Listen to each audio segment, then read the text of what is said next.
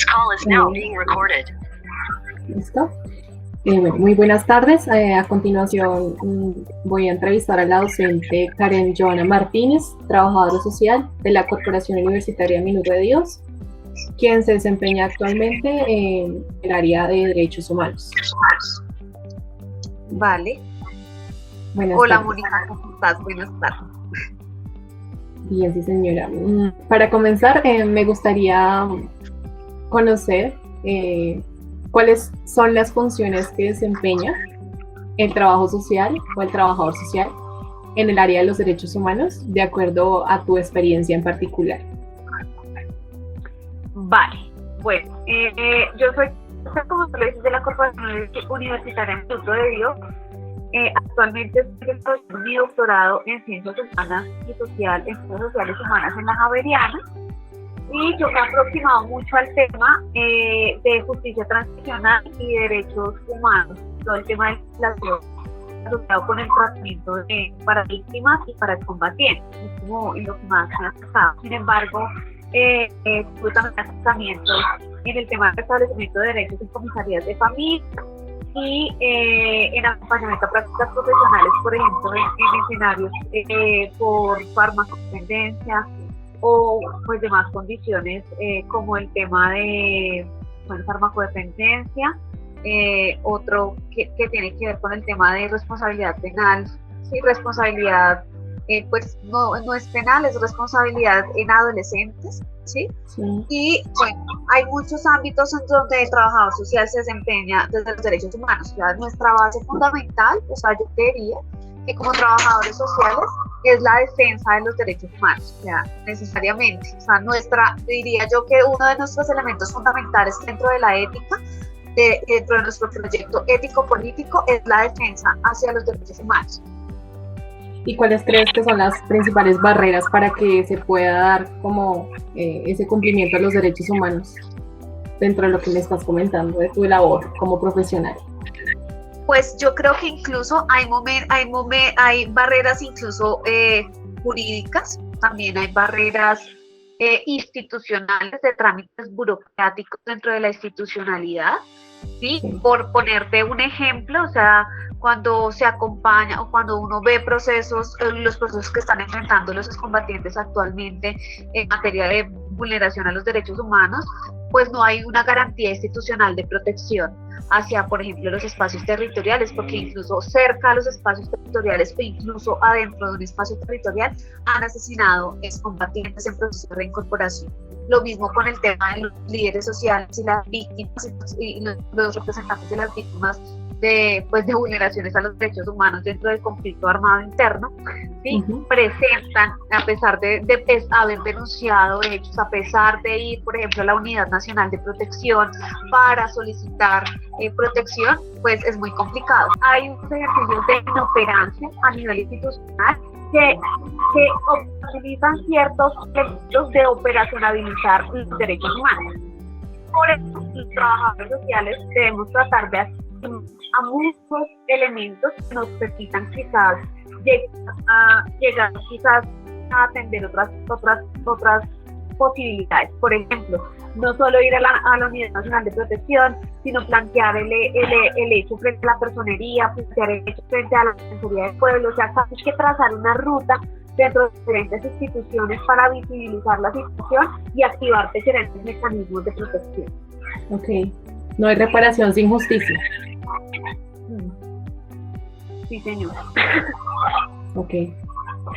¿Y cuál consideras tú que sea el hito histórico que marca como un antes y un después en la lucha por los derechos humanos dentro de tu profesión, de lo que has venido estudiando? Pues bueno, uno podría hablar de varios hitos.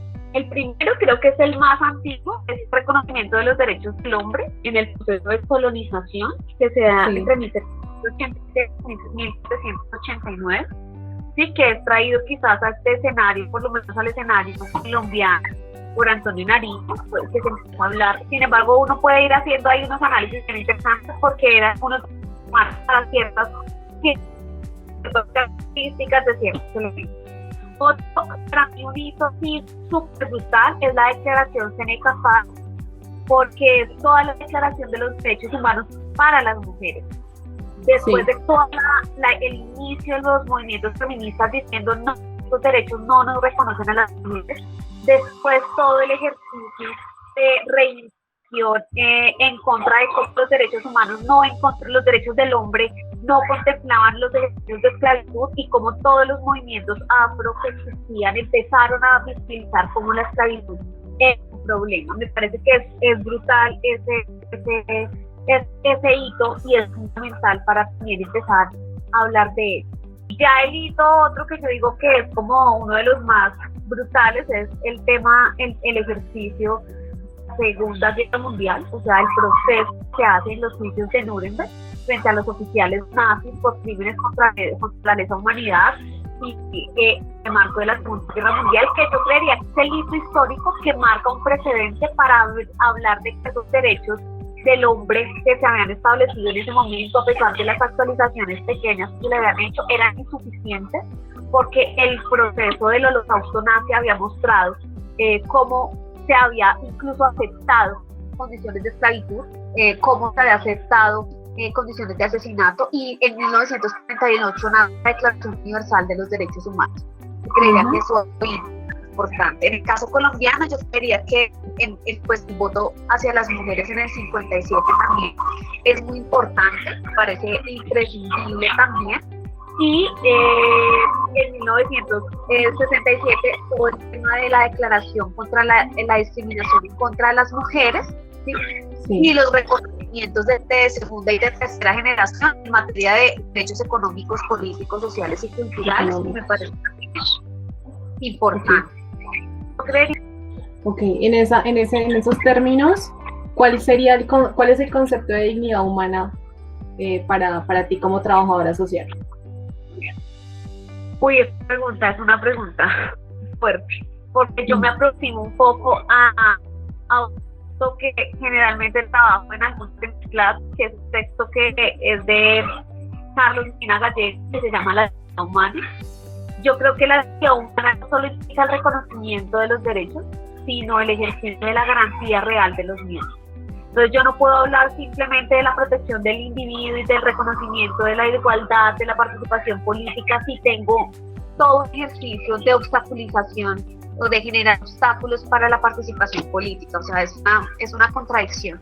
O hablar, por ejemplo, en materia de que en la Constitución se habla del derecho al trabajo en condiciones dignas, a la salud, a la recreación, a la educación, en fin, pero eso en lo real, concreto, no se materializa, no se cumple, y pues menos los últimos, la libre autodeterminación de los pueblos, el desarrollo, la paz y el cuidado al medio ambiente, que son los de tercera generación. O sea, yo creería que tenemos una constitución muy bella, muy bellamente escrita, pero tenemos una ausencia total de dignidad humana en el sentido de la implementación real de los derechos humanos. Una dignidad humana implicaría reconocimiento de los derechos en virtud de todo su ejercicio pluriétnico, multicultural, pues, o sea, plural, entonces la palabra, pero con una real implementación. Ok. ¿Cuáles consideras que son los vínculos entre el trabajo social, la participación ciudadana y los derechos humanos? Bueno, yo creo que este es un vínculo importante. Yo creería que uno podría explicarlo desde un lazo. O sea, cuando uno trenza un lazo en tres, digamos que con tres franjas, se hace más fuerte, más imposible romper.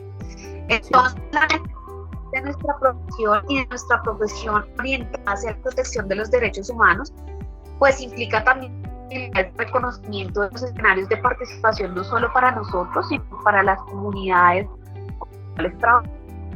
Y por lo tanto, eso implica en su mismo sentido el reconocimiento de cómo se pueden desarrollar normativas, ¿sí?, para alcanzar procesos, digamos que de aceptación y de reivindicación de los derechos humanos. En ese caso, hablando un poco de la formación, ¿qué papel juegan para ti las universidades en la promoción y la defensa de los derechos humanos? La universidad tiene una responsabilidad ética política, sí, de incorporar dentro de su discurso y dentro de sus prácticas la defensa de los derechos humanos, y de eliminar o reducir dentro de sus eventos y sus políticas cualquier forma de desigualdad y de discriminación. ¿Qué mensaje le darías a los estudiantes y a los colegas de trabajo social frente a esta intervención en derechos humanos? Bueno, yo les haría como una invitación muy importante a que podamos siempre estar en constante análisis de la realidad social. Como yo decía, los derechos humanos escritos suenan muy bonitos, una escrita de ellos, discursos, o sea, si uno escucha un discurso incluso de Hitler, encuentra muchos visos de derechos humanos liberales, pero en el sentido práctico fue horrible. Uno escucha también algunas personas en nuestro país hablando de derechos humanos, pero vulnerándolos todo el tiempo.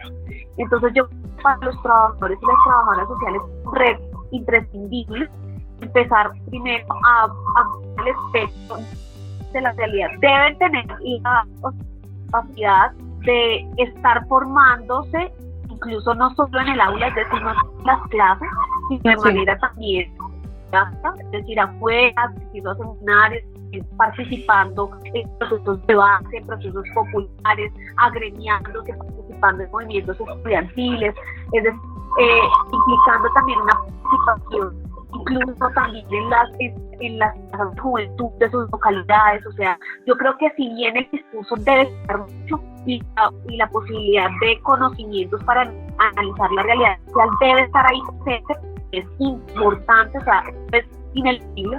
También ese sería mi mensaje fundamental, es decir, que el discurso de los derechos humanos no se nos quede eso en un discurso y ¿sí? Que suena bonito y demás, sino que se romantiza mucho. Exactamente, debe volverse, es decir, debe volverse praxis de lo que hacemos. Los desafíos que enfrenta la sociedad civil y la institucionalidad frente al goce efectivo de estos derechos humanos. En materia de la institucionalidad, la burocracia. O sea, yo creo que el exceso de burocracia es el mayor obstáculo de la institucionalidad, el clientelismo de la corrupción es el mayor obstáculo allí. Sociedad civil, yo creo que la sociedad civil debe recordar muy bien sus orígenes, o sea, debe recordar cómo ganó los derechos conquistados, los derechos laborales, los derechos de voto a las mujeres, cómo la comunidad LGBTI ganó una política de LGBTI, cómo las juventudes ganaron políticas de juventud, y eso se ganó con la participación política y la movilización social. Entonces, esos dos elementos son fundamentales, es decir, participación política y movilización social es la base fundamental, son los elementos fundamentales para poder de alguna manera enfrentar el reto de una adecuada y una real implementación de los derechos humanos. Okay. Y en cuanto a cómo se relaciona tu trabajo de docente con estos retos. Bueno, yo creo que yo trato de ser pues lo más fiel, lo más coherente con lo que digo. En la universidad yo hago parte de la Facultad de Ciencias Humanas y Sociales como representante profesoral. Entonces, que allí existe un ejercicio de participación interior de un órgano de la institución. Yo también hago parte de la Asociación de Egresados de Trabajo Social de Bogotá y la región, que es una asociación de egresados que implica y aborda los temas de agremiación social, alrededor del tema social. Entonces allí hago participación y hago parte también del colectivo Trabajo Social Crítico. Entonces y hago parte de una organización base también. Entonces allí participo activamente. También estoy como muy atenta, por ejemplo, ya en ejercicios más pequeños, como a ciertas asesorías o a ciertos acompañamientos a situaciones concretas de estudiantes, de egresados, amigos, de amigas, de redes de apoyo, sí, para ser lo más fiel a lo que planteo en ese sentido. Okay. Entonces, ¿consideras que el tema de la participación y la movilización social en estos sentidos de la formación también como docente hace que tengamos que repensarnos la memoria histórica de todos los hechos que sucedieron para que podamos actuar, para que podamos hacer valer nuestros derechos? Sí, yo creo que la memoria histórica es un factor fundamental también, o sea, creo que también hay que hacer un uso de la memoria histórica sin llegar al abuso, como diría todo, ¿sí? Como incluso diría Hannah Arendt. Entonces, es vital reconocer nuestros hechos, no olvidar, pero también lograr posibilidades de reconciliación. También deberíamos de cómo se puede articular la memoria histórica, la movilización social, la participación política y la formación y la defensa de los derechos humanos. Hablaríamos un poco de visibilizar las situaciones de las víctimas del conflicto para poder comprender la realidad social. Sí, claro que sí. Ok, ¿y cuál sería esa frase célebre que dejarías para finalizar esta entrevista? A ver si me recuerdo, pero bueno, frases célebres muchas, pero yo te digo, esa frase me mucho, me moviliza mucho, y es: si no luchas, ten al menos la decencia, ¿sí? De respetar a quienes sí lo hacen. Es una frase de José Marcos, y a mí esa frase me moviliza muchísimo porque sí es un llamado a la resistencia, a la movilización, a la formación, a la preparación política. Entonces, si no luchas, pues hay que también respetar a quienes sí lo hacen. Y si quieres luchar, a ese ejercicio de la lucha para que los derechos humanos se vuelvan y se vuelvan verdad en la sociedad. Ok. Hay una frase de Eduardo Galeano, no sé si la has escuchado, que dice la que dice que mucha gente pequeña, en lugares pequeños, haciendo cosas pequeñas, puede cambiar el mundo. Sí, y esa frase es muy buena. Sería una de las célebres también para darle finalización a esta entrevista, porque realmente haciendo cambios pequeños desde la profesión como docente, como estudiante, es que podemos llegar a alcanzar realmente esa conciencia social para poder hacer más por la sociedad. Y muy bien, Mónica, coincido con eso y complementaría esa frase